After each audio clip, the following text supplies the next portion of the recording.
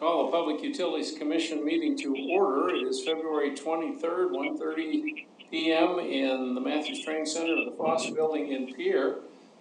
Commissioner Fegan and myself are present in person. Commissioner Hanson is present on the telephone. And again, I'd remind everybody on the phone to put your phones on mute unless you are speaking. Thank you, that helps. We will go, I think, take the agenda in order and go first to status report for consumer utility inquiries. Deb Gregg. Thank you very much. The Commission received a total of 31 contacts since the last report was prepared for the February 12th, 2026 Commission meeting. 3 of the contacts related to telecommunication services, 21 contacts related to electric services, 1 contact was related to the Do Not Call registry, and 6 contacts were related to issues that are not regulated by the PUC. 163 of the 170 contacts received in 2026 have been resolved. Questions? Hearing none, Deb, thank you. You're welcome. We'll head into our dockets. The first is EL 25-040 in the matter of the petition of Otter Tail Power Company for approval of the transmission cost recovery rider rate. And the question is, shall the Commission approve Otter Tail's TCR rate factors and revised tariff sheet with an effective date of March 1st, 2026? And we'll go to Otter Tail. Good afternoon, Commissioners. This is Amber Grenier with Otter Tail Power Company. Otter Tail Power appreciates staff's review of its South Dakota TCR petition and respectfully requests the Commission approve its proposed revenue requirement, rates, and tariff revisions from its supplemental filing. Thank you. Thank you. Staff. Thank you, Chair Nelson. This is Joe Rizek with staff. Staff filed a memo outlining its analysis and recommendation, and staff would just recommend the Commission approve Otter Tail Power Company's TCR rate factors and revised tariff sheet as filed with their supplemental filing, effective March 1st, 2026. Thanks. Thank you. Questions? Thank you, Chairman Nelson. First of all, for staff or Otter Tail, how did you figure out that there was an error in the cells or the spreadsheet? Commissioner Fegan, this is Amber Grenier from Otter Tail Power Company. I believe as we were working through the supplemental filing and going through our review process, that the error was found at that time. Okay, so Otter Tail found it and notified our staff. Okay, thank you. Another thing, and I think I ask this every year, is about the SPP expenses, and you add at the end of your comments a lot of times as you still are evaluating bypassing the SPP system in the future. What is your analysis of that right now, the cost, or are you just kind of doing that on an ongoing basis? Commissioner Fegan, we do perform that analysis on an ongoing basis, and currently it's showing that it's more prudent to not to make the investments to bypass the SPP system at this time, but we are making sure that it is the most cost-effective thing to be doing. Great, thank you. Could you add that analysis and supplement the filing? And if that's confidential, just file it confidentially. Yes. Thank Commissioner Fegan, yes, I can do that. And the last question I have, and this is just a reminder, I just need help because I can't remember exactly. The Milbank Area Reliability Project, is that total cost right now $36 million? And is there a large company in Millbank that is paying for a part of that cost that comes into their system, or? Commissioner Fegan, the $36 million is a total company, or total project number. I believe the project was part of a bigger upgrade to the overall area of the project, the overall area of South Dakota.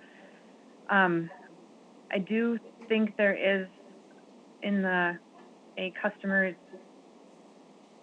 electric service agreement, some additional contribution towards that. Okay, thank you. And if you could file that confidentially, just so I can see that, that would be great. Thank you. Those are my questions. Thank you. Additional questions? Hearing none, is there a motion? Mr. Chairman, in EL 25-040, I move that the Commission approve Otter Tail Power Company's TCR rate factor and revised tariff sheets with an effective date of March 1st, 2026. Discussion on the motion. So I think the staff have certainly done their due diligence. I'm expecting in the rate case. So I know we haven't seen that yet, but a lot of this is going into the rate case and the base cost of service for that. And so we only have one left. Appreciate the staff's work on this and appreciate the additional filings. So we can look at that. Thank you. Thank you, and yeah, I'll just add to that it appears that what we're doing today will be a decrease in the TCR rate, but that's because some of those expenditures we anticipate will probably be moved over to the rate case. We haven't approved the rate case yet, so there's a chance that some of this could all change if the rate case is not approved. And then we'll have to go back to zero. But as for today, we're looking at a decrease here. Additional discussion? Hearing none, all those in favor will vote aye, those opposed nay. Commissioner Hanson? Aye. Commissioner Fegan? Fegan votes aye. Nelson votes aye, motion carries.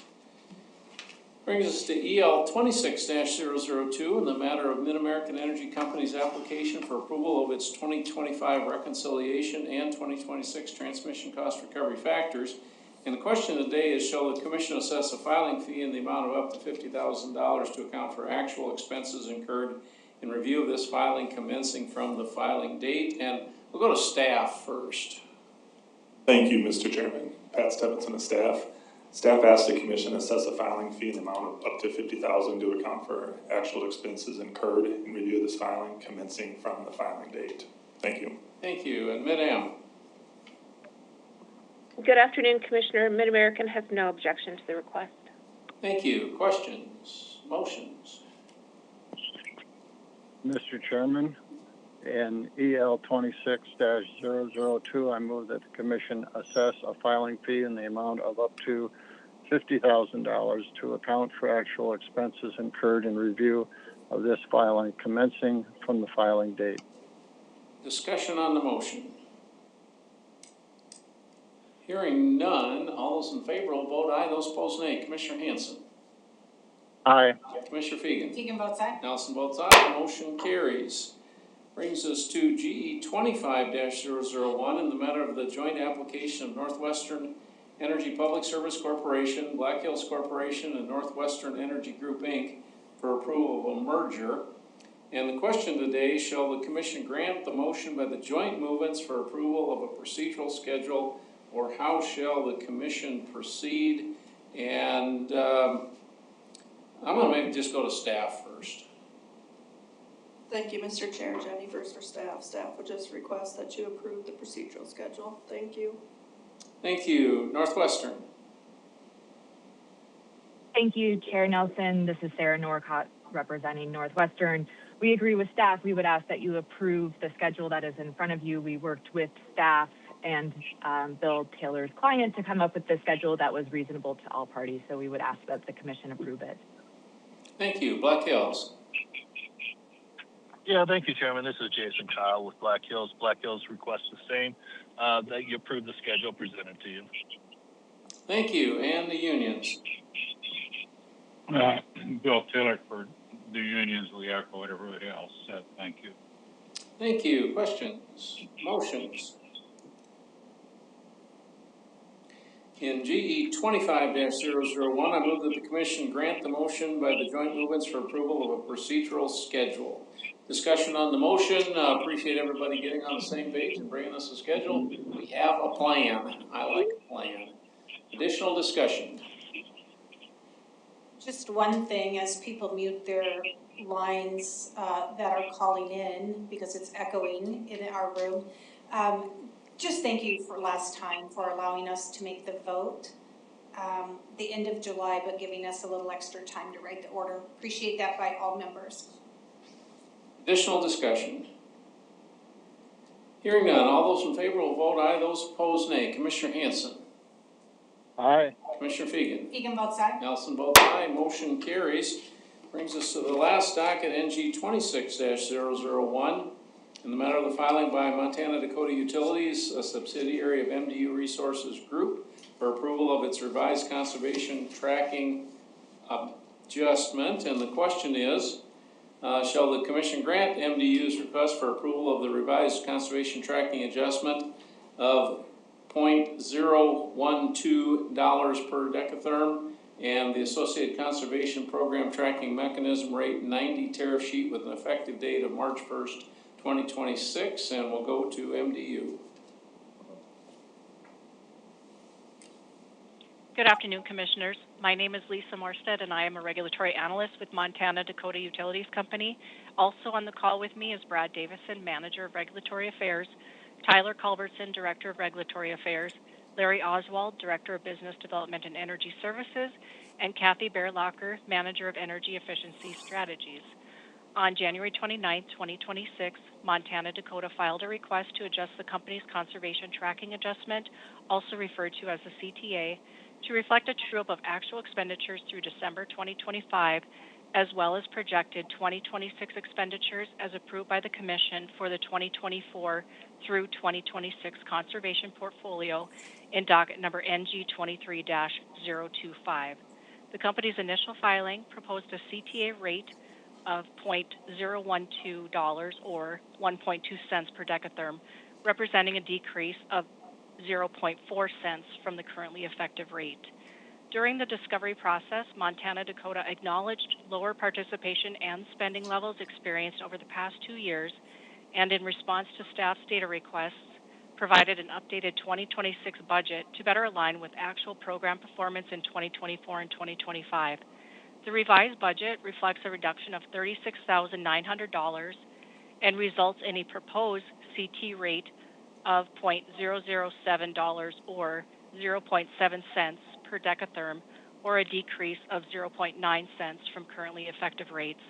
The company is prepared to revise the filing and tariff in compliance if the Commission chooses to approve these changes. For program year 2025, a total of 356 customers participated in Montana Dakota's natural gas conservation programs, resulting in estimated lifetime portfolio savings of 77,840 decatherms over the life of the installed equipment at a total cost of $80,770. Montana Dakota analyzed the cost effectiveness of its natural gas portfolio using an estimated 2025 firm service average cost of gas of $5.823 and determined the overall portfolio was cost effective along with each individual program as shown in the benefit cost table on page 4 of the filing. Thank you, Commissioners, for your time and consideration, and we are available for questions. Thank you. Staff. Thank you, Chair Nelson. This is Darren Carney for staff. MDU did a good job of summarizing their filing and how the rate ended up changing through the discovery process, so I won't elaborate on that, but I will note that staff filed a memo on Friday with our recommendation, and we would recommend that the Commission set the 2026 budget at $109,650, approve the DSM performance financial incentive of $7,205, approve a CTA rate of $0.007 per decatherm with an effective date of March 1st, 2026, and then order MDU to make a compliance filing with the revised rate 90 tariff sheet to incorporate the changes in the rate due to the lower budget for 2026. Thank you. Questions, Commissioner Fegan? Darren Carney, don't fall off your chair when I ask this question because I've been very conservative on energy efficiency. So for the company, and this is for 2027, not this filing, because I certainly appreciate your filing. Have you looked since 2020 when we changed the amounts to 150 and 300, and then I think previous it was 300 and 300? Have you looked at the cost of natural gas furnaces? Have they raised the payback period for additional investments when they go up to 95, et cetera? I know there has been, federal administration could change every 4 years, and they kind of change the manufacturing and sometimes requirements. And wanting to know if you have analyzed those type of factors possibly for a new filing next year.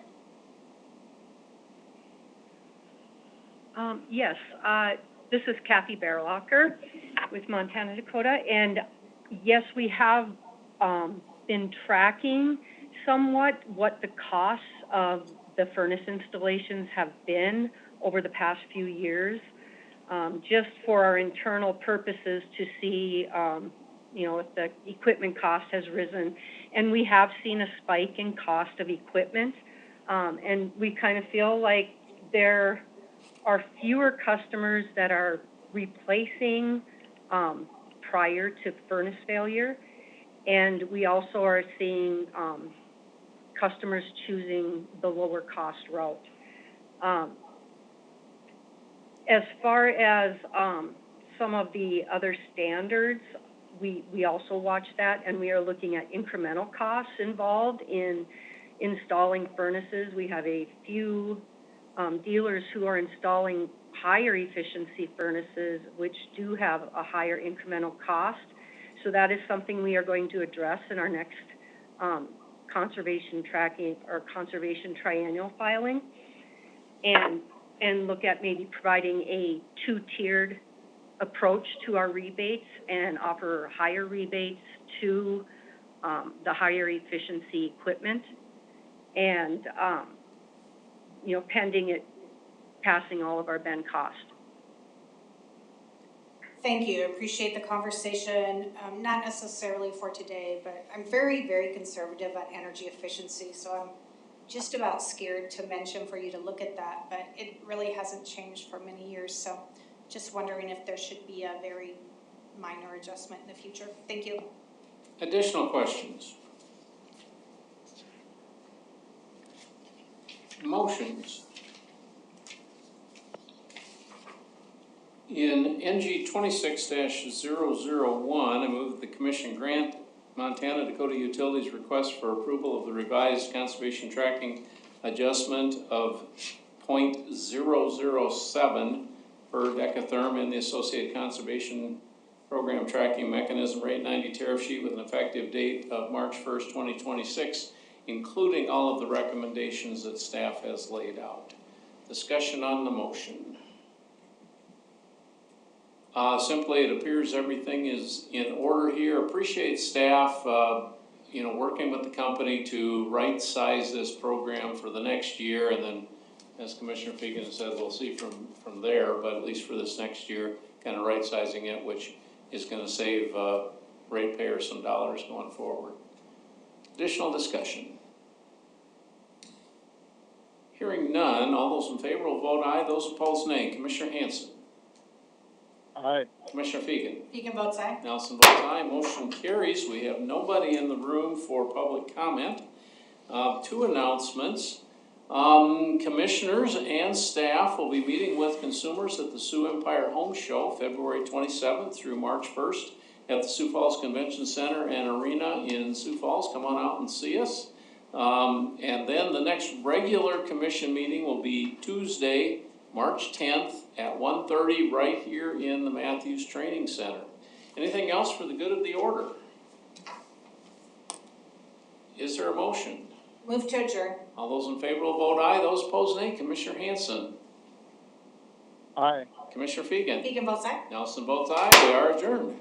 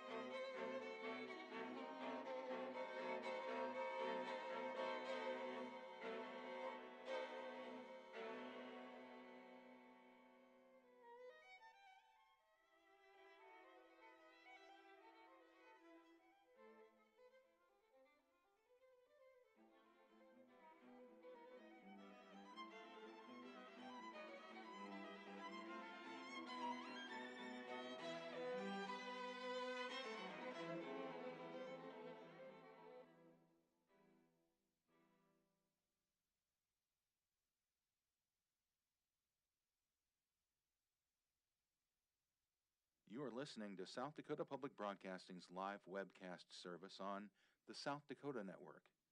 More information at sd.net.